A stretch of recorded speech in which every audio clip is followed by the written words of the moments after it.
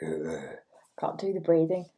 I can't really do a whole broadcast, can I, as Darth Vader, because it's not really going to teach you much if I just heavy breathe on it. So I'd probably have to take the Darth Vader mask off. Although I do prefer the way I look on YouTube with the Darth Vader mask on. I think I'm just going to have to bite the bullet and look at myself again.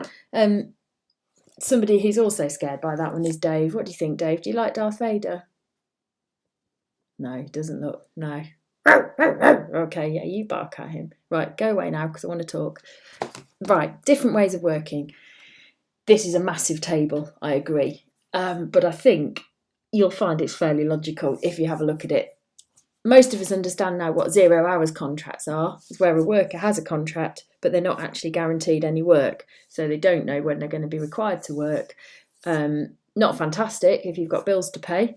But if you're at uni or something like that, then it can be beneficial to the business. Of course, they're not having to pay when they don't need workers, but the workers aren't going to be as committed, are they? And might not give such good customer service, and they're going to look for other jobs, so you might have wasted training.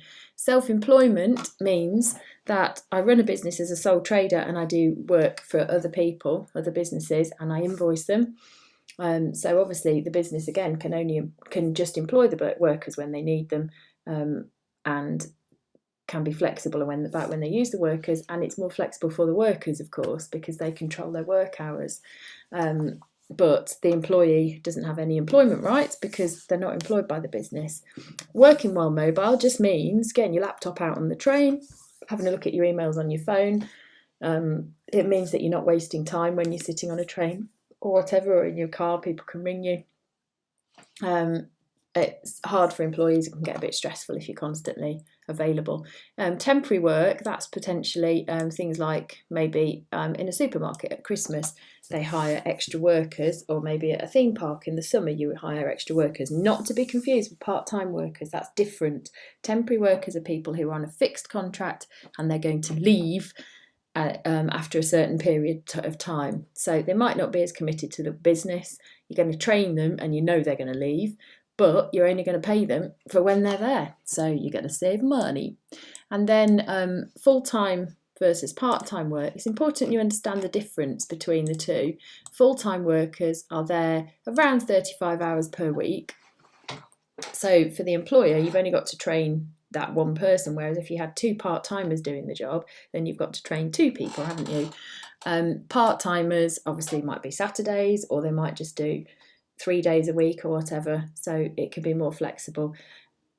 But part-timers have exactly the same employment rights. They've still got the right to holiday, sick pay, all of those things, maternity pay, they're all covered by law. So don't get confused with that and temporary workers, that's different. And then flexible workers means that you can work from home, you do shifts, or maybe some places, if you've done a 12-hour day that day, you can go home early the next day. So obviously that's a benefit to the workers, because then they can fit their work around their lives, and the business might be able to get workers to do extra hours when they need them, and then say, right, we don't need you tomorrow, so you can go home tomorrow. So you've got the workers when you actually need them. A lot of businesses find it hard to trust people working from home, so that can be a downside, of course. But I find I can get a lot more done at home because nobody's disturbing me, apart from these little finger puppets, look, that you might get distracted by. And this one is a little baby sleeping in a manger because this is part of our nativity scene. I don't think the boys are going to play with this very much anymore, do you? That's an upside down baby, just to freak you out. And now the baby's the right way up. It's magic.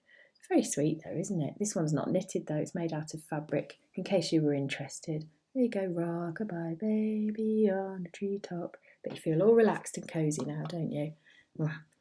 After types of working, you've got to feel something, haven't you? It's so boring. Bye for now.